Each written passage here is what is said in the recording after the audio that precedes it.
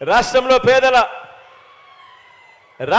పేదలందరికీ ఇళ్ల స్థలాలు ఇచ్చే విషయం కానివ్వండి, వారికి శాశ్వతంగా మేలు చేసే అడుగులు వేసే విషయంలో కానివ్వండి,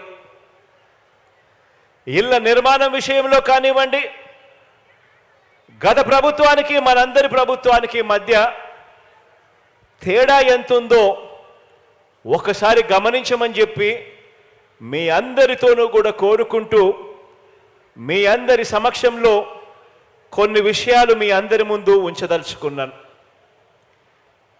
ఈరోజు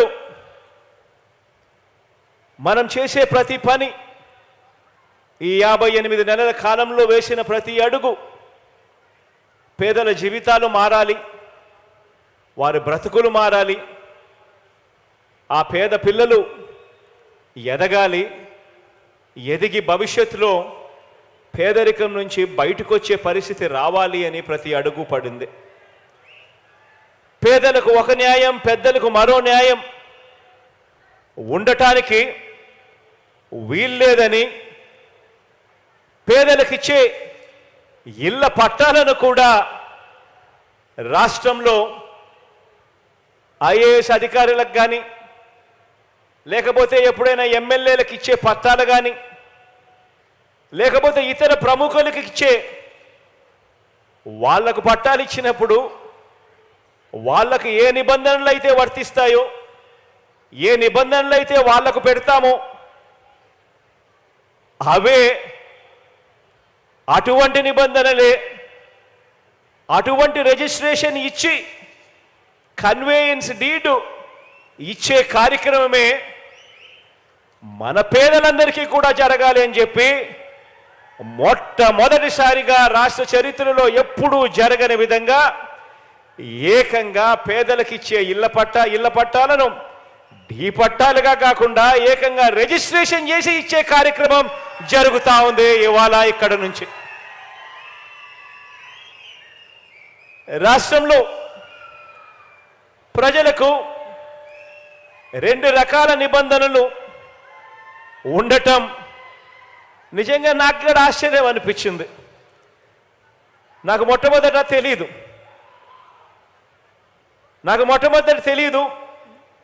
తెలుసుకున్నప్పుడు నాకే ఆశ్చర్యం అనిపించింది.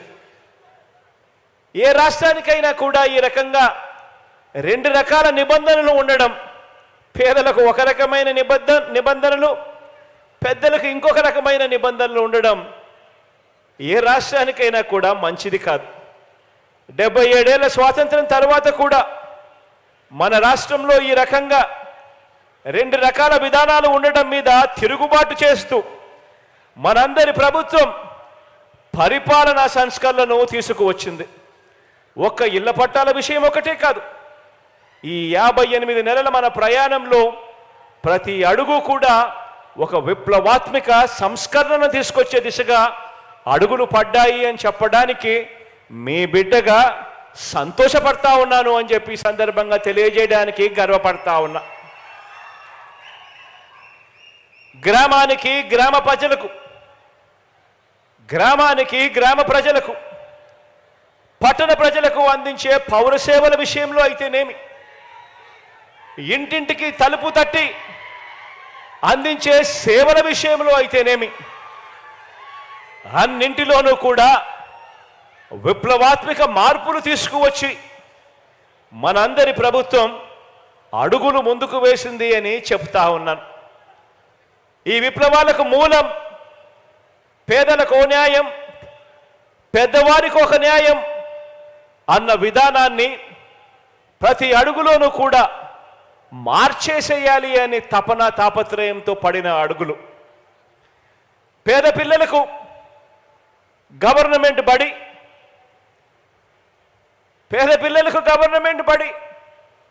ఆ గవర్నమెంట్ బడిలో తెలుగు మీడియం మాత్రమే. అదే డబ్బులున్న వారికి వారి పిల్లలకు ప్రైవేట్ బడులు,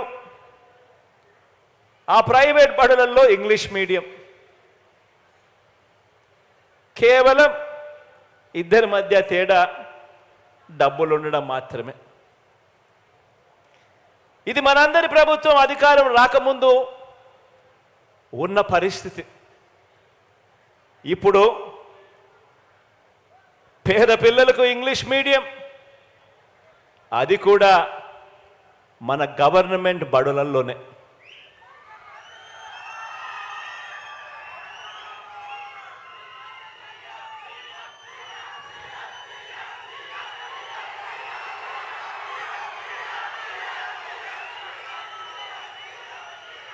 కార్పొరేట్ బడులకు పోటీగా మన గవర్నమెంట్ బడులలో నాడు నేడు సమూల మార్పులు చోటు చేసుకుంటా ఉన్నాయి.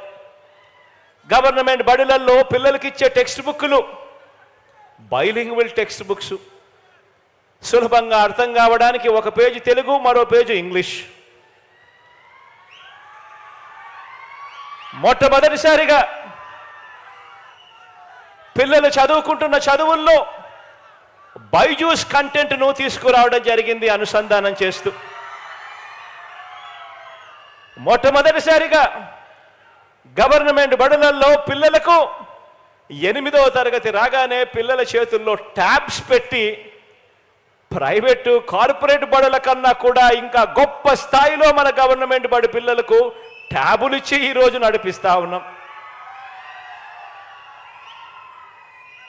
పేద పిల్లలు వెళ్ళే గవర్నమెంట్ బడులు మారాయి. ఆ గవర్నమెంట్ బడులలో 6వ తరగతి నుంచి ఈరోజు ప్రతి క్లాస్ రూమ్లో కూడా డిజిటల్ బోధన, ప్రతి క్లాస్ రూమ్లోనూ IFP ప్యానెల్స్. ఈరోజు ఆ గవర్నమెంట్ బడులకు వెళ్ళే ఆ పిల్లలు, ఆ పేద పిల్లలు కాన్వెంట్ డ్రెస్సు, షూసు, చిక్కటి చిరునవ్వులతో పిల్లలు కనిపిస్తారు. గవర్నమెంట్ బడులు CBS ఇంగ్లీష్ మీడియంతో మొదలు CBS దాకా, CBS నుంచి ఈరోజు కార్పొరేట్ బడులు కూడా పోటీ పడడానికి కష్టపడే విధంగా IB దాకా గవర్నమెంట్ బడులను తీసుకొని పోతా ఉన్నాం. అదే పెద్ద చదువులు చదివే పిల్లలకు 100% పూర్తి ఫీజు రీయింబర్స్మెంట్ ఇస్తూ విద్యా దీవెన వసతి దీవెనతో మొదలు కేంబ్రిడ్జ్, ఆక్స్ఫర్డ్, MIT, హార్వర్డ్ లాంటి విశ్వవిద్యాలయాలలో ఉచితంగా ఆన్లైన్లో కోర్సులు చదువుకునేందుకు కూడా మనందరి ప్రభుత్వమే మన కాలేజీ పిల్లలకు మనం ఏర్పాటు చేశాము అని కూడా ఈ సందర్భంగా చెప్పడానికి సంతోషపడతా ఉన్నా.